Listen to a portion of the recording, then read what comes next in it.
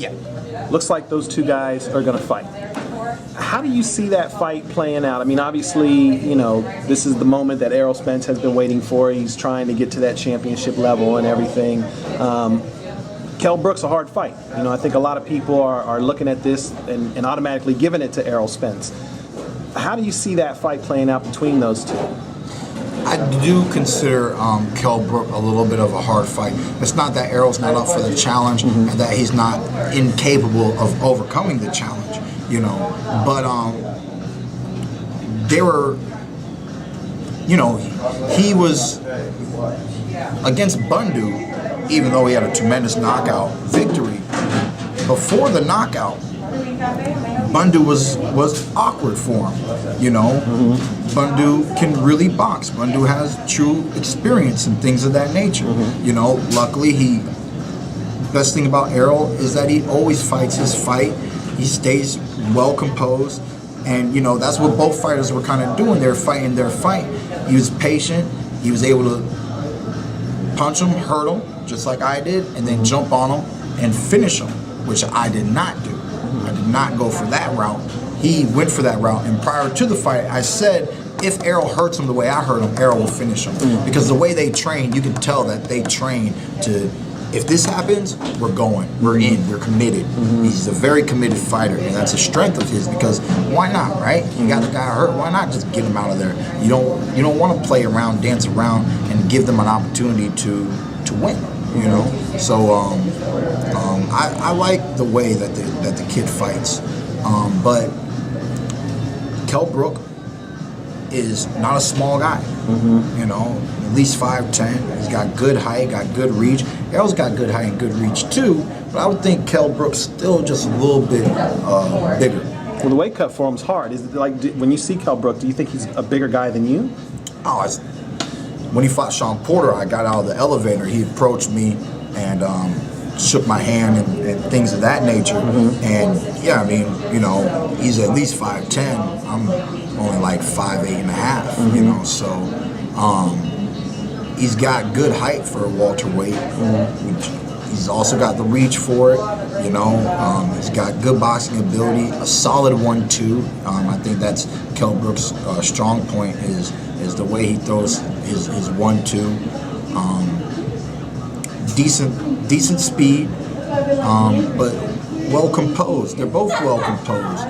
It's definitely going to be a good fight. You know, Errol Spence with his Olympic background and everything that he's been through, he's living his dream. He's trying to make his dreams come true. He's obviously in that hunger stage, and when a fighter has that much experience and they're that hungry for it, they're coming to win. You must believe that. But I forget what fight it was back in the day, you know, but he got caught. But he's a real fighter. You know what I mean? They talk about, oh, Thurman's been hit with this, these fighters been hit with that. Floyd's been hit with stuff. It's not about what happens. It's not about never getting hit. It's about how you compose yourself when you do get hit. That's what matters. Example, Victor Ortiz. You know what I mean? Victor Ortiz, he didn't manage himself well against Marcos Maidana, but then he got hungry again, and he did manage himself well against Andre Berto.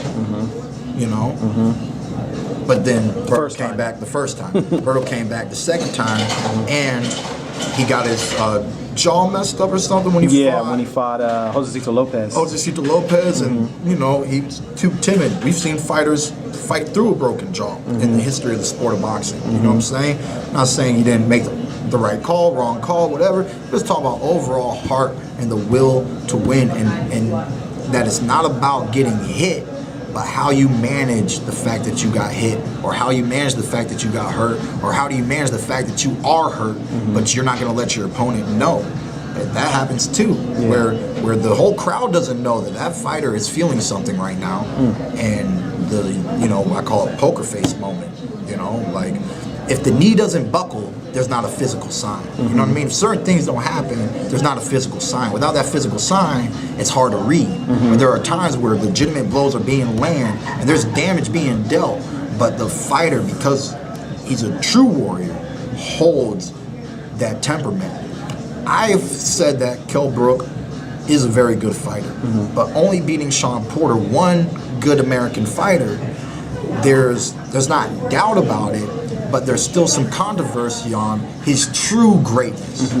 So overcoming Errol Spence will actually announce some form of his true greatness, because he's fighting another kid that's coming up who wants a piece of everybody and does have that Olympic background. You know,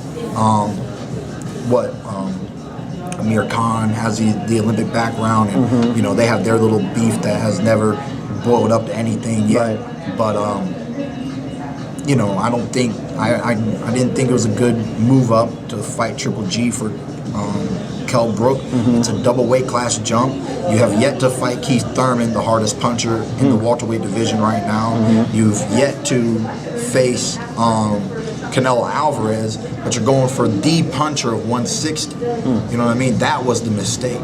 You know, hopefully his injury isn't subjected to easy fractures or anything. Bone normally heals stronger, so I think he'll be okay. But no, this is a great fight for the fight fans. It's a tremendous title defense, and this is what Errol has been asking for. So we've seen him perform. I'm pretty sure he's going to perform again, but now he's finally performing up against a high caliber fighter, and it is going to be interesting to see that outcome. You know, I don't even know how I rate it, but I do rate it as a potentially close fight. I think Errol may have the ability to hurt Kell Brook more than Kell Brook has the ability to hurt Errol. So we'll see what happens. Which one do you think has the tougher task? Is it Errol because he's fighting for a world title for the first time, or is it Kell because, I mean, obviously he's got to make the weight. That's a battle in and of itself, but then he's also got to fight a young, hungry kid that's coming up. Well, I'm pretty sure Spence is going to go for a knockout because he's going overseas. You know, I think he's going to do what he's always done, which is fight at a certain tempo and try to break him down. Now the thing is Kell going to allow himself to get broken down? Triple G broke him down. Triple G's a bigger dude. It was a simple task. It didn't take Triple G that long to break him down. You know what I'm saying? I think it's going to take more rounds for Spence to break him down. I think he could break him down possibly if things are going his way, 7th, 8th, 9th round. You know, I think if it was to go into the 10th, 11th, and 12th, as long as making weight wasn't a major issue, I think it should go the whole 12 rounds. If it hits the 10th, I would almost assume that it goes 12. But maybe I'm just calling it a few rounds short. But we'll see, man. I from my observation on how Errol fights, he's a tree chopper. He chops at you, chops at you, chops at you, chops at you, and lets you fall down. You know.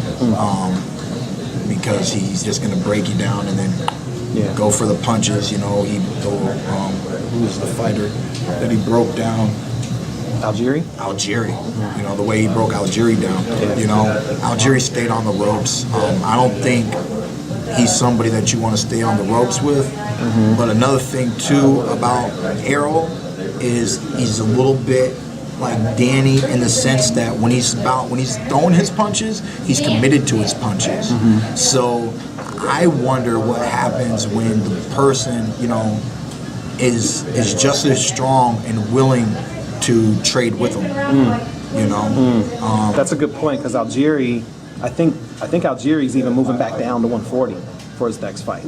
So he's a smaller guy. Yeah, exactly. He's a smaller guy. You know, I mean, I favored Spence heavily in that fight. I didn't think Algieri had any shot. You know, Algieri did okay against Khan, but Khan's a 140 pounder too. You know, there's not really no difference. There's a difference fighting Errol Spence. That's why I think there's a difference that we're going to prove on March 4th against Danny.